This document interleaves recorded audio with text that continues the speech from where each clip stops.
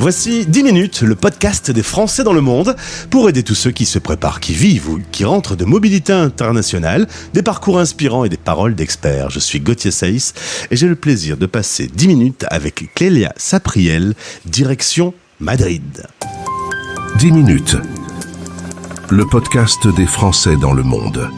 françaisdanslemonde.fr.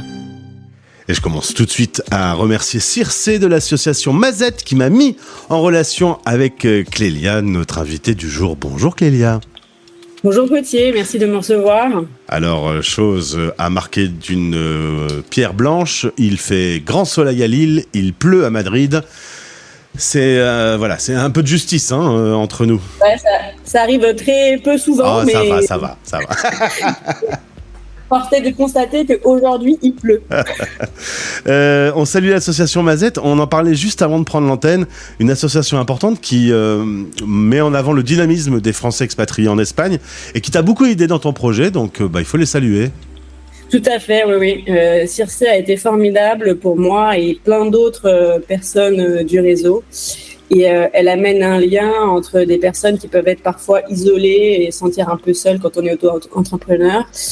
Et donc ça, c'est vraiment enrichissant et ça permet de se développer plus facilement. Eh bien, on va parler de ton atelier Arti dans un instant. Mais pour commencer, retour sur ton parcours. Naissance à Paris, études à la Défense, en école de commerce. Et puis, à la fin des études, une envie de voir ailleurs. Pourquoi pas les États-Unis ? Tu obtiens un visa culturel. Qu'est-ce que c'est qu'un visa culturel pour les USA ?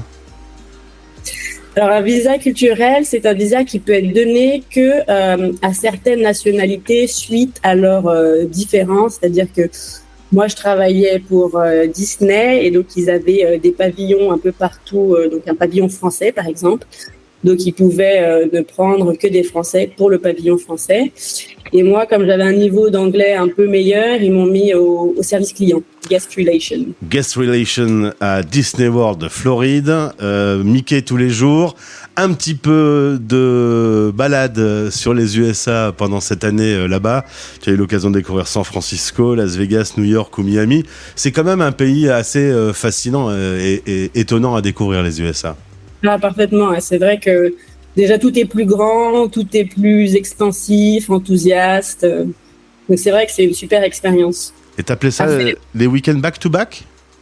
Alors oui, en fait, nous, on pouvait prendre 2 week-ends collés l'un à l'autre et donc ça nous permettait d'avoir 4 jours pour voyager plus facilement. Très bien. Retour ensuite en France, à Paris. Tu travailles dans plusieurs domaines différents. Des sociétés qui te permettent de voyager, justement. Notamment, tu vas partir pas mal en Turquie, aux USA, en Allemagne. Tu fais des salons.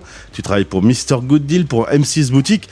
Mais tout ça est assez épuisant. Un jour, ton mari rentre avec une proposition de boulot pour le Portugal. Vous avez alors 2 enfants qui ont 1 et 4 ans et vous décidez de faire le grand saut de l'expatriation. Les 4 s'en vont et s'installent dans le Deauville portugais. Exactement, à Cascais. Donc on s'était posé la question, Lisbonne ou Cascais. Lisbonne qui est donc une ville un peu plus effectivement dynamique que Cascais, ou Cascais qui est une ville balnéaire, plus calme on va dire, mais plus nature. 3 ans et demi plus tard, proposition de mutation pour Madrid. Vous hésitez longtemps pour partir dans la capitale espagnole ? Non, pas du tout. C'est vrai qu'on avait une super expérience au Portugal. C'est un pays magnifique avec beaucoup de choses à voir et à faire. Mais Madrid, l'Espagne, c'était un pays qui nous convenait bien, qu'on connaissait et qu'on voulait tester pour son dynamisme.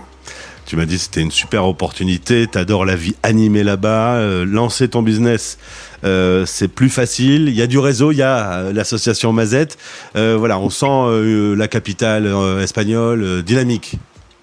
Exactement, c'est vrai qu'après c'est ma 2e expatriation, donc c'était peut-être un peu plus simple pour moi de savoir comment gérer les choses, mais c'est vrai que j'ai commencé avec une première association qui s'appelle Madrid donne des ailes, et ensuite Mazette s'est lancée également avec Circe, et voilà, Circe a été super, ultra dynamique, et elle m'a bien aidée dans mes projets. Depuis quelque temps, tu travailles sur un sac en cuir, pratique pour les mamans, parce que dans les sacs des mamans, il y a tout ce qu'il faut. Hein. On met plein de choses, avec une bonne lanière en cuir, un truc solide et pratique, lavable.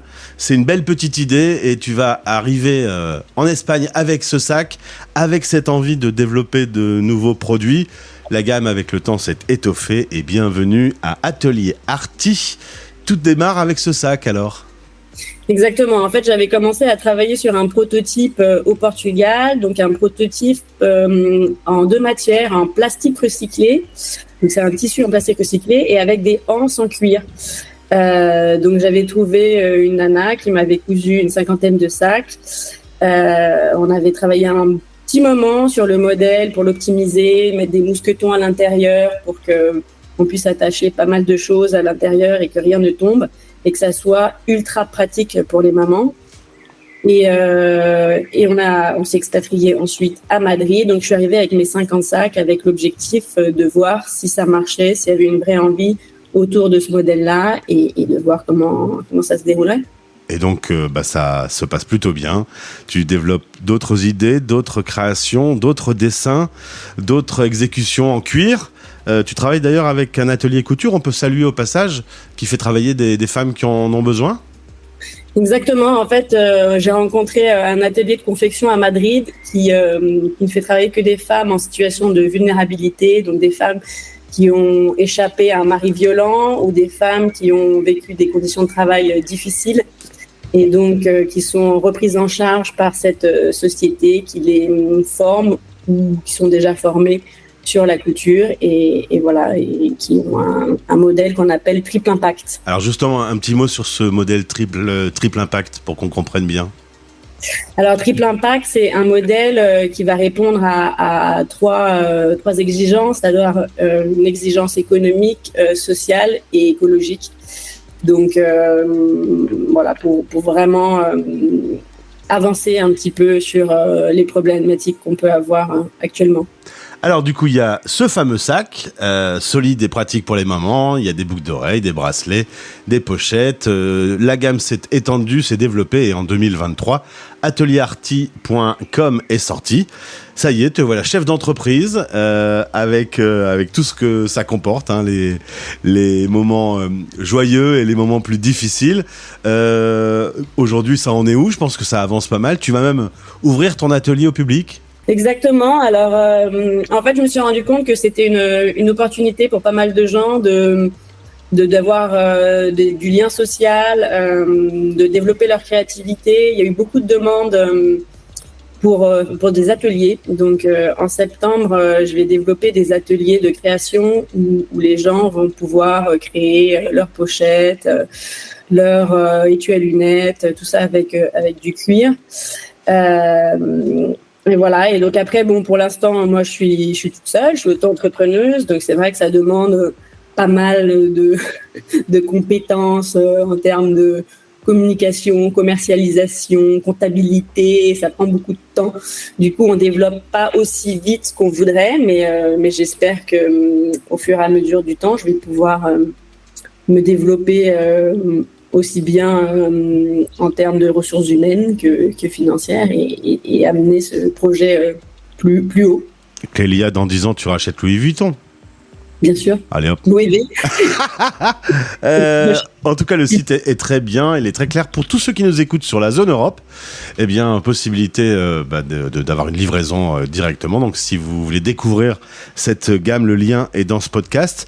Aujourd'hui, votre famille est établie, on le disait, pas loin du lycée français. La vie en Espagne est plutôt agréable. Est-ce que ton mari pourrait rentrer demain avec une nouvelle destination, une nouvelle expatriation, et est-ce que ça vous ferait plaisir ?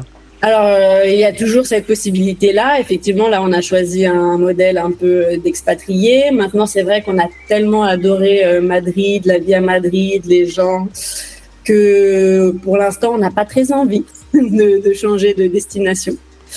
Mais voilà, on sait jamais. Voilà, on sait jamais.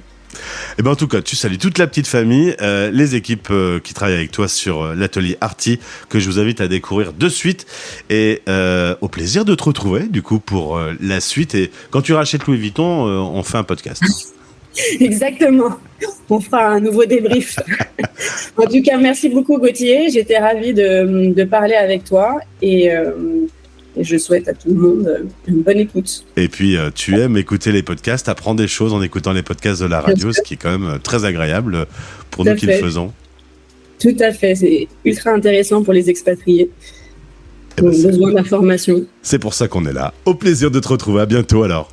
Merci beaucoup Gauthier, à bientôt. 10 minutes. Français dans le